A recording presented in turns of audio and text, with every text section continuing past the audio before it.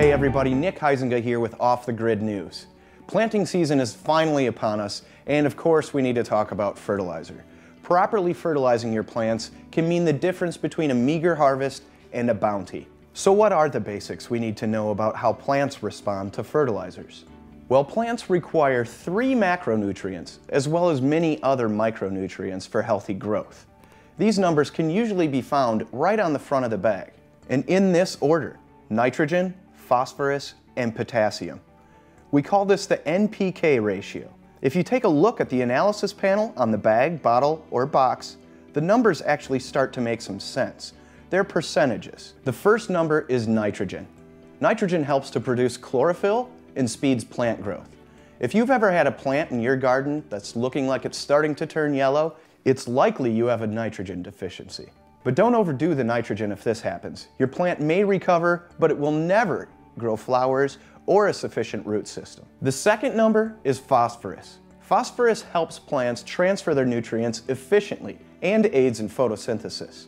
If you've ever had a plant that's starting to get a purple tinge on the leaf, then you probably can be assured it's a phosphorus deficiency. And once again, don't overdo it. An overdose of fertilizer is usually worse than not fertilizing at all. The third macronutrient is potassium.